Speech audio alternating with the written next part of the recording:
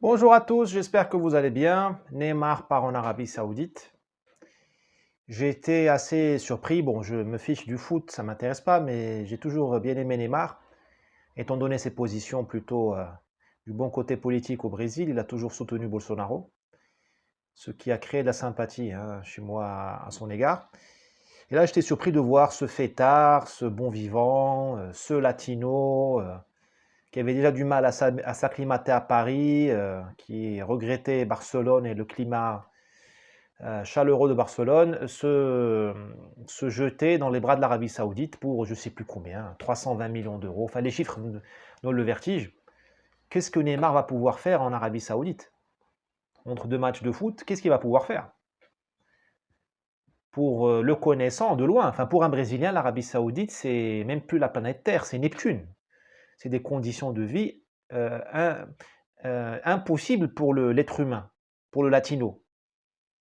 Même pour un musulman, l'Arabie Saoudite, c'est dur. Pour la musulmane, j'en parle même pas. Mais même pour le musulman mâle, l'Arabie, c'est très dur. Alors pour un Brésilien qui aime les nanas, qui aime la fête, qui boit, je comprends pas ce que. Enfin, quand on a le choix, on va pas en Arabie Saoudite. Vous me dites un travailleur marocain, bengalais, tibétain, indonésien, philippin, vous me dites un ingénieur français va en Arabie Saoudite parce que il va gagner 20 000 euros par mois au lieu de 5 000 euros par mois en région parisienne, à faire des tours ou à faire de l'informatique, je comprends, il a une famille à élever. Il n'a pas vraiment le choix. Vu l'inflation, vu la dégradation des conditions économiques en France et dans les pays occidentaux, oui, je comprends qu'il aille en Arabie. Vous me dites qu'il va à Singapour, à Dubaï, tout ça, je comprends. Même si l'Arabie c'est compliqué, je comprends. C'est un sacrifice qu'il fait pour sa famille. Tout à fait. Vous me dites un type, il va travailler dans une plateforme en Arabie Saoudite, il va voir sa femme une fois tous les 3 mois à Paris, il reviendra une fois tous les 3 mois à Paris, où il la verra, où ils vivront dans un campus ou un compound, comme on dit, un complexe, isolé, entre expatriés, dans un devoir de retenue permanent, pas d'alcool, pas de femmes dans la rue, un mode de vie tout à fait de prison. Enfin, c'est des prisonniers, il faut voir ce que c'est. Ça, je comprends. Mais quelqu'un comme Neymar, Messi, enfin Messi va à Miami, Neymar, Ronaldo, je ne sais qui encore, qui se projette, qui a le choix, qui se projette de lui-même dans cet enfer, moi j'ai du mal à comprendre. Parce que l'argent n'explique pas tout, surtout quand on a beaucoup d'argent. Je pensais que moi, les Ronaldo, les Neymar et les autres, ils étaient au-dessus de ça. Je sais que plus on en a, plus on en réclame, mais quand même. Là, on se met dans un trou noir, l'Arabie Saoudite. C'est pas Singapour où on n'a pas le droit de jeter un chewing-gum. C'est pas Dubaï où on n'a pas le droit de se balader avec un gramme de cannabis. Là, c'est un trou noir. Je ne dirais même pas des droits de l'homme parce que ce terme ne vaut plus rien. Il a été dévalorisé par nos amis progressistes qui l'ont. Maintenant, vous me dites droit de l'homme, je pense à voyou, au droit du voyou. Vous me dites droit de l'homme, je pense au Covid, où les droits de l'homme ont été effacés, maltraité, personne n'a réclamé, personne ne s'est plaint, surtout pas Amnesty International. Donc, non, l'Arabie est un enfer pour l'être humain, hommes et femmes. Je parle même pas d'homosexuels, tout ça, je rentre pas dans le débat. C'est un enfer. Je parle pas du climat, vous m'avez compris, je parle d'un point de vue du mode de vie, de ce que c'est. Même avec l'argent, parce que vous, même avec l'argent en Arabie Saoudite, vous n'allez pas acheter une vie digne, et surtout pas une vie digne d'un Européen ou d'un Latino. Peut-être que les Saoudiens, en majorité, en partie, aiment cette vie-là, où ils voient une femme ils croisent une femme une fois par an, où les femmes sont absentes de la voie publique, où il y a une ségrégation des genres, un apartheid des genres, où il n'y a pas de démocratie, où il n'y a pas d'alcool, où il y a pas. Ok, peut-être que eux ils veulent ça. Moi, je ne fais pas d'ingérence.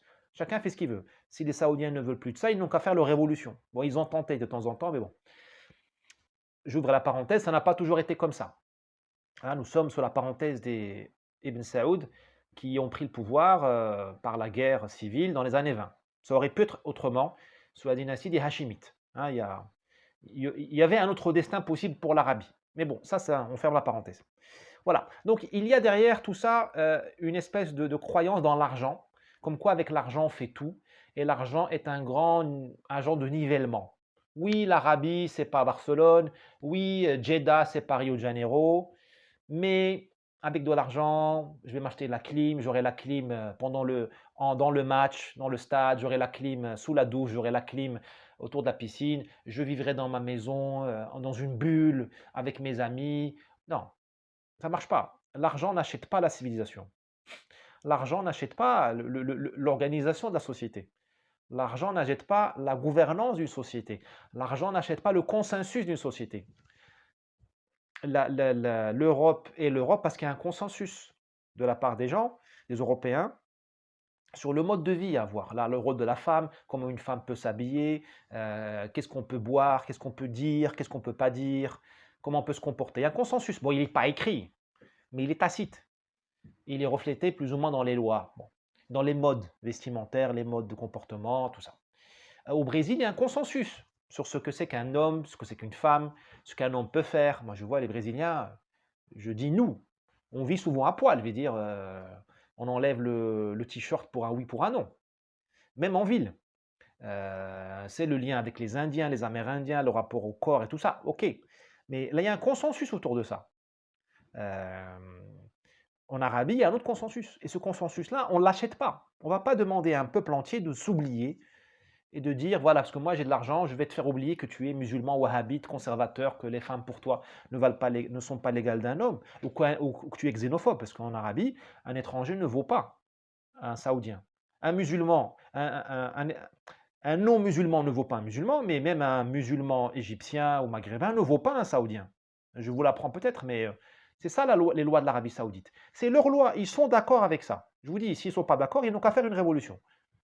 Peut-être qu'ils la feront un jour, ce n'est pas mes affaires. Mais toi, l'argent ne va pas t'acheter ce consensus. Tu peux t'acheter l'illusion d'un consensus. Tu peux t'acheter la bienveillance d'un prince, des autorités, mais la vie, tu ne vas pas acheter l'expérience de la vie. Tu peux pas. Tu peux pas parce que tu ne vas pas forcer 30 millions de Saoudiens à fermer les yeux sur ce que ton mode de vie à toi, Neymar, ou je sais quoi, Ronaldo, je sais pas quoi. Bon. Et je le dis en toute amitié pour Neymar, moi je l'aime beaucoup. Mais là, j'essaie de faire modestement un peu d'analyse. L'argent ne nivelle pas. Singapour, c'est Singapour. Dubaï, c'est Dubaï. Ce n'est pas Monaco, ce n'est pas la Suisse, ce n'est pas la France. La France, ce n'est pas le Brésil. Le Brésil, ce n'est pas le Mexique. Miami, ce n'est pas Londres. Il y a des lois des lieux, il y a une énergie, il y a un esprit des lieux. Et l'argent permet de voyager, mais il ne permet pas d'acheter l'âme du lieu. Chaque lieu a une âme. Peut-être que les Saoudiens ont raison d'être comme ils sont. Ce n'est pas à moi de juger. Peut-être que les Brésiliens ont raison d'être comme ils sont. Mais ce qu'on n'a pas le droit de faire, c'est d'acheter ça, d'essayer d'acheter ça. On n'y arrivera pas. C'est comme, tu sais, c'est comme Dorian Gray ou Narcisse. Tu essayes d'acheter la jeunesse éternelle. Ça ne marche jamais. Ça se termine par des drames. Là, on va droit vers un drame. On croit que les cultures sont équivalentes, il suffit de payer. Non, mon gars. C'est des choses qui ne s'achètent pas. On peut acheter les volontés des gens, des individus, des gouvernants. On peut acheter la volonté d'un juge. Dans X ou Y pays, on peut acheter la volonté d'un... Vous voyez ce que je veux dire, mais on ne peut pas acheter l'âme d'un peuple. Ça, c'est dans la Bible, je ne sais pas, mais vous voyez ce que je veux dire, on ne peut pas l'acheter. Et deuxième point, et le dernier point, c'est quelle valeur véhicule le foot? Quelle valeur véhicule le foot? Parce que là, il n'y a pas, j'ai cité Ronaldo, j'aurais pu citer Benzema, j'aurais pu citer... Bon, j'arrive pas à prononcer des noms de certains joueurs, je m'excuse, je suis de old school. Quelle valeur? C'est les valeurs du mercenariat. Valeur du mercenariat, c'est le mieux-disant. C'est le mieux-disant. Alors, attention, moi je dis le mercenaire, c'est pas péjoratif dans ma bouche. Mais le mercenaire, pour moi, c'est un soldat privé. Hein, attention, je n'insulte personne. Mais le mercenaire, le soldat privé, ce n'est pas l'idole de la jeunesse. Quel message vous passez à votre jeunesse? Que seul l'argent prime. Donc on peut aller travailler dans le pays de MBS qui a tué Khashoggi, apparemment dilué dans l'acide, enfin par agent secret interposé. On peut aller travailler dans le pays où les femmes sont ostracisées, où les homosexuels sont ostracisés, où il n'y a pas de démocratie, un pays où il y a la peine de mort qui est appliquée à chaque coin de rue. Quand je dis à chaque coin de rue, j'exagère bien sûr, parce qu'il y a de plus en plus de limités cognitivement, donc parfois je les vois dans les commentaires parfois, hein, ils ne comprennent pas parfois, c'est une métaphore. C'est une image, pardon, une figure de style. C'est un pays où on crucifie les gens. Hein, c'est le champion du monde de la pratique. Donc, qu'est-ce qu'on passe à notre jeunesse? Si le type paye, on ferme les yeux sur qui il est. Parce que Neymar, Messi, enfin Messi, non.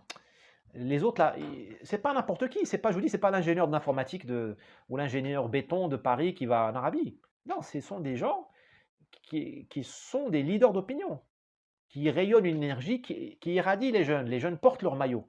Les jeunes s'identifient à eux. Ça veut dire que nos valeurs ne valent rien. On a embêté les Africains, on embête les Russes, on embête les Maghrébins depuis 50 ans. Quand je dis on, nous les Français, pour dire oui, vos femmes, les homos, la démocratie, tout ça il faut préserver. Ne coupez pas les arbres, allez voir le bilan carbone de l'Arabie Saoudite, ne mangez pas de viande, tout ça. Enfin, vous voyez ce que je veux dire?